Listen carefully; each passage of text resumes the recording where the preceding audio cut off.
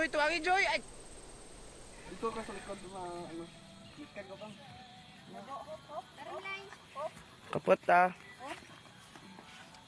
Dailang pang dailang wala po. Basta.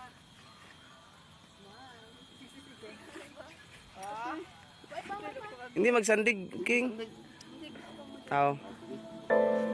Ang Tigal-Lebak, Sultan Kudarat na si Jonel, handa raw tawirin ang ilog at pasanin ang bigat ng mundo para sa kanyang misis na si Roselyn na may stage 4 ovarian cancer.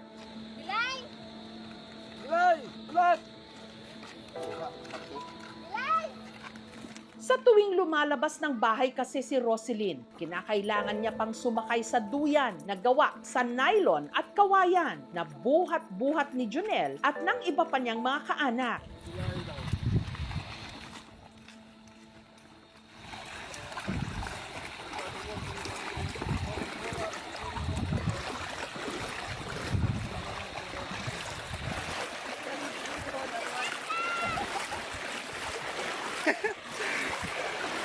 Nadusmo, no? Basa lagi apon.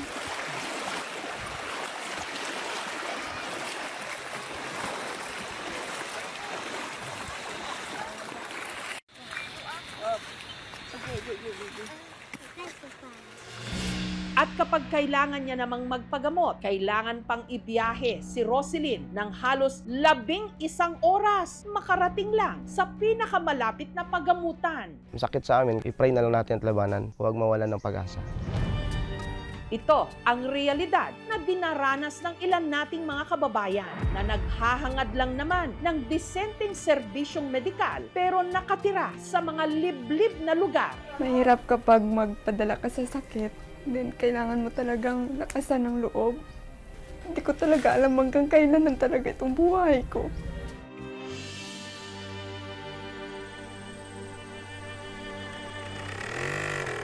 Sina Jonel at Roselyn nakatira sa maliit na bahay na ito. Gagawa ako ng daw ng miracle tree. Ito nilaga ko, ma'am, para yung makaihi siya ng ano, ma'am. Maayos yung pag-ihi niya, ma'am.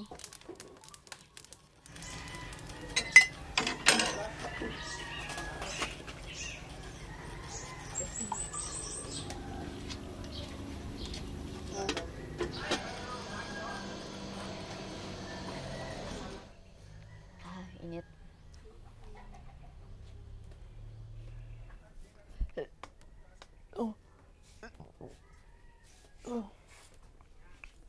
Nagaganyan yan siya, ma'am. Basta ano.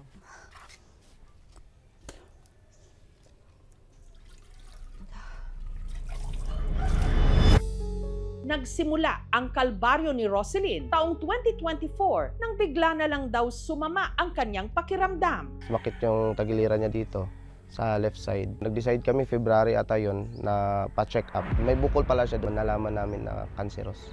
Si Roselyn, meron na palang stage 4 ovarian cancer at kumalat na ang cancer sa ibang bahagi ng kanyang katawan.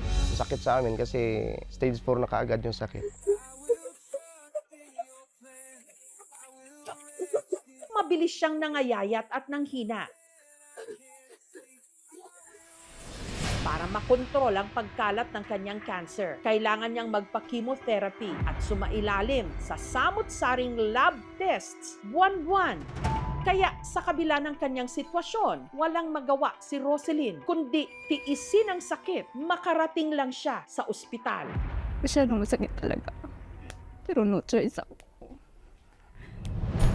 Problema, dahil walang sapat na medical facilities sa kanilang bayan sa Lebak, kinakailangan pang bumiyahe ng mag-asawa ng napakahaba patungo sa ibang bayan o probinsya. Dumadayo pa sila sa Davao City. Minsan nagko-commute kami. Nasa 1,000 pesos yung isang tao. Dalawa kami, 2,000, back and forth 4,000.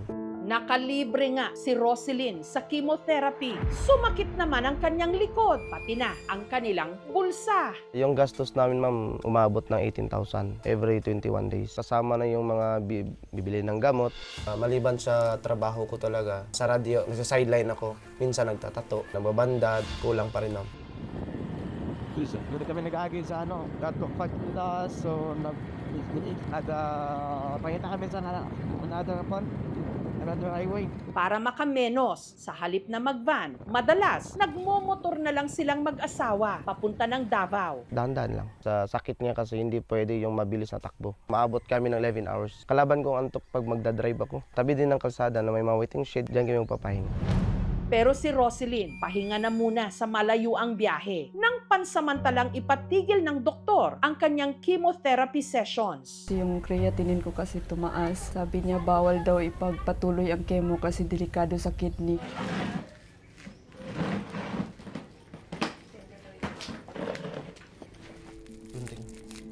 Ngunit hindi pa rin daw siya tuluyang makakahinga ng maluwag. Kailangan pa rin kasi niyang magpa-lab test kada buwan mula blood chemistry, ultrasound, pati na CT scan.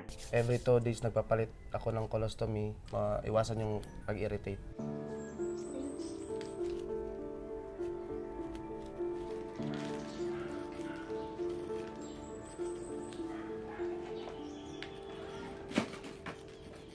Sampung minuto ang biyahe mula sa sentro ng kanilang bayan papuntang ospital, ang Sultan Kudarat District Hospital. Pero ang problema, kulang naman ang ospital sa mga gamit at pasilidad. Sabi nga nila dito sa Libak, kung ang sakit mo fatal, mamatay ka na lang bago ka makakaabot sa regional. Kasi ang ospital daw dito para lang sa mga pasyente na nabuyagan. Kung makagat ka dito ng aso, mamatay ka na lang, hindi ka pa mantay rabies. Yung aming lugar po is one of the coastal area po ng Libak. Parang isolated din yung hospital po namin is level 1 lang po. So hindi siya complete facility. Minsan yung nagda-dialysis po ng mga pasyente, mga chemotherapy, pinalalabas po sa malalaking hospital.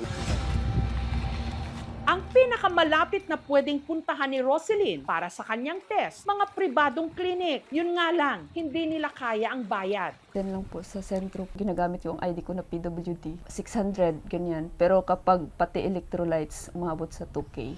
Kaya dumayo pa sila sa bayan ng Coronadal sa South Cotabato, kung saan mas mura ang lab test. Yun nga lang, 5 oras naman ang biyahe papunta roon. Yung bukol ko kasi, parang hindi nakikinig sa chemo. Yung katawan ko, surrender na. Nagsusurrender na. Pero yung chemo ko, hindi. Ang mga katulad ni Roselyn, ang gustong tugunan ng Mobile Primary Care Facilities o MPCF na proyekto ng Department of Health o DOH. Mobile clinics ito o Hospital on Wheels. Ilapit ang mga pagamutan sa mga liblib na lugar. Pwede ritong gawin ang iba't ibang mga medical procedure gaya ng konsultasyon, lab tests, x-ray, ultrasound, pati na ECG para sa puso. Sa pamamagitan ng mga mobile clinic at sa tulong ng lokal na pamahalaan, inaasahan natin na mapapalapit ang serbisyong medikal sa mga lugar na matagal nang nangangailangan ng higit na atensyon. Ang mobile clinics, bahagi ng Universal Healthcare ng 2019 sa ilalim ni dating Pangulong Rodrigo Duterte. Naipamahagi ang mga mobile clinic sa ilalim ni Pangulong Bongbong Marcos noong 2024. Ang inilaang pondo para sa 83 na mobile clinics, 830 million pesos o 10 million pesos kada unit o mobile clinic.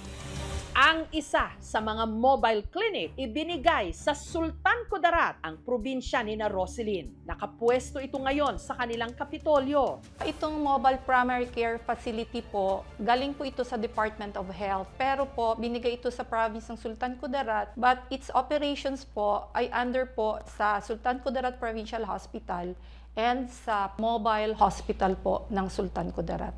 Ito po yung mga equipments na nandito pa sa loob. Madilim lang po kasi kailangan ipaandar po yung generator bago po magkaroon ng ilaw dito sa loob. Ito po yung x-ray na kailangan po ng generator para po gumana. Ito po yung ECG, ultrasound. Itong bus natin ay functional po ito. No? Ginagamit po natin to dahil sumasama po ito sa ating mobile hospital. Pag chemotherapy naman, ma'am, hindi pa provider kasi for yun, mga tertiary na po siya ng mga centers. care. Pero kung mga primary care lang, yung mga basic lang po, nandyan po sa ating primary care facilities. May mga scheduling din po si mobile hospital. Doon lang po kami sumasama po. Pero ang pagpunta natin doon, community po ang target natin. Kasi more nga tayo sa prevention, screening, management of mga chronic diseases. Depende po kasi sa needs ng community po. Meron kasi tayo mobile hospital. Nag-iikot po ito sa buong probinsya ng Sultan Kudarat. In-augment po ni mobile primary care facility po ang mga services na binibigay po ni mobile hospital. Ang ino-workout, ma-improve din po yung health services dito para hindi na po lalabas yung patients pupunta sa ibang probinsya.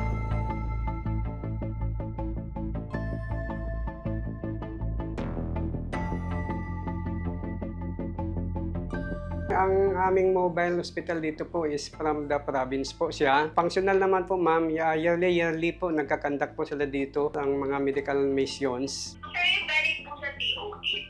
Wala pa kaming mobile na from the Department of Health. Yung province of Sultan Kudarat Mobile Hospital po ang lagi pong pumupunta po dito sa amin. Sana ma-develop po yung hospital po dito yung Sultan Kudarat District Hospital po namin para yung mga pasyente po namin hindi na ma-refer po sa labas. At saka kailangan po namin ma'am yung mga espesyalista na mga doktor po dito sa bayan ng Libak. Ang ibinigay para sa Sultan Kudarat kabilang sa listahan ng mga non-functional mobile clinic na ibinunyag ni dating DOH Undersecretary Dr. Gregorio Murillo Jr. Reports were also provided to the Office of Yusek Maestral and Yusek Murillo regarding the non-functional MPCF in Cotabato Province, Sultan Kudarat. Other provinces reported non-utilization of medical equipment due to no supplies of reagents and training of personnel who handles equipment. Isiniwalat ni Dr. Murillo sa isang sulat kay Pangulong Marcos ang sa tingin niya'y mga irregularidad sa pagbili ng mobile clinics. Findings in the report indicate that only 25% of the distributed MPCFs are functional or capable, highlighting a deeply concerning level of inefficiency, wasted resources, and unmet healthcare needs among the Filipino people. Meron di umanong pinaburang supplier. The Office of Undersecretary Murillo received an endorsed market study intends to modify the already submitted TOR by tailor-fitted lock specification. With this, I was removed from my position for choosing to stand firm in advocating for an upgraded mobile primary care facility, one that genuinely complies with required standards and is capable of delivering safe and dignified health services to the Filipino people. Notwithstanding this development as of this writing, I no longer serve as Undersecretary. Sinubukan naming interviewin si Dr. Murillo pero hindi siya tumugon sa aming paanyaya. Pero dahil sa di umano irregularidad, sinampahan ng reklamo si DOH Secretary Teodoro Herbosa, Undersecretary Glenn Matthew Bagao at 2 pang empleyado ng DOH. Isinusulong na rin na maimbestigahan ang kaso sa Kongreso. Sinubukan din naming kunan ng pahayag si Secretary Herbosa at mga nabanggit pero hindi sila tumugon.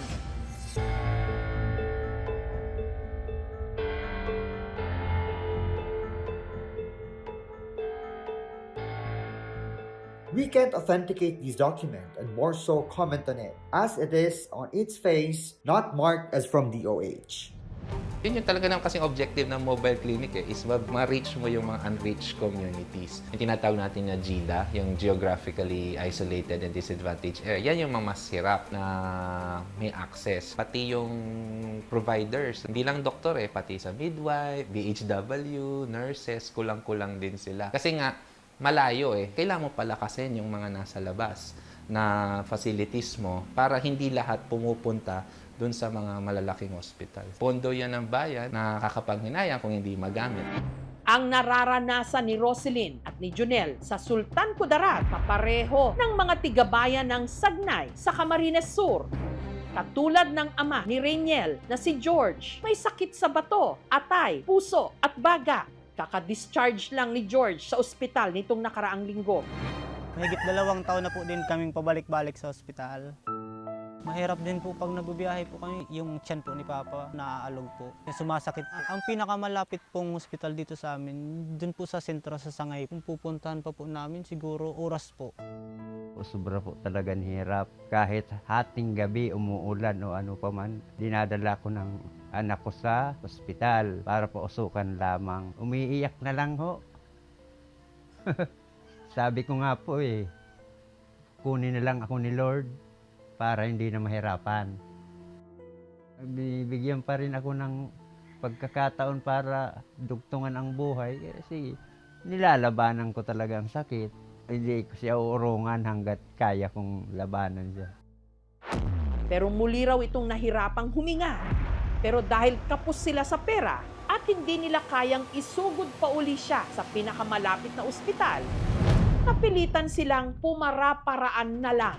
Gamit ang lumang balde na binutasan sa ilalim, kalendaryo at bote na nagsisilbing connector, ginawan ni Nariniel ang kanilang ama ng improvised oxygen tank. Para may hangin na maihinga ang pasyente, itinapat nila ito sa electric fan. Nakatulong din. Okay na po ako.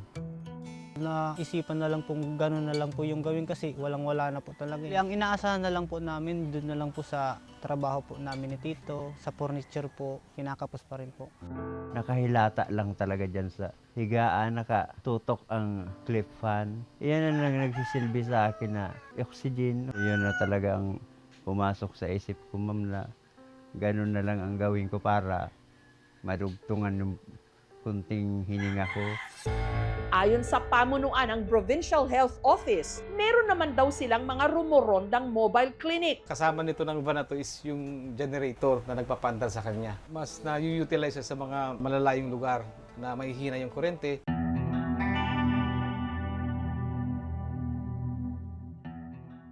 Kung mayroon sanang mobile clinic dito, yung perang halimbawa, sobra-sobra naman na pwedeng pambili ng gamot, nailalaan sana namin doon. Health is still a basic human right. Kailangan lahat may access to good and quality health. You deserve better health care. Yung budget sana na para sa hospital, bigay talaga yung para sa hospital. Kasi alam mo naman natin na may budget ang healthcare, di ba? Ang maayos na serbisyong medikal hindi dapat pribilehyo, kundi karapatan ng bawat Pilipino. Kapot Ang katotohanan kasi sa mga liblib na lugar, nananatili itong krus na pasan ng marami na pilit itinatawid ang buhay at kamatayan. Nadasmo, no?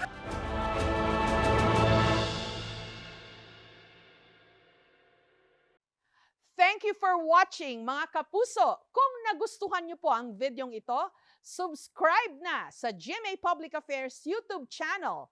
And don't forget to hit the bell button for our latest updates.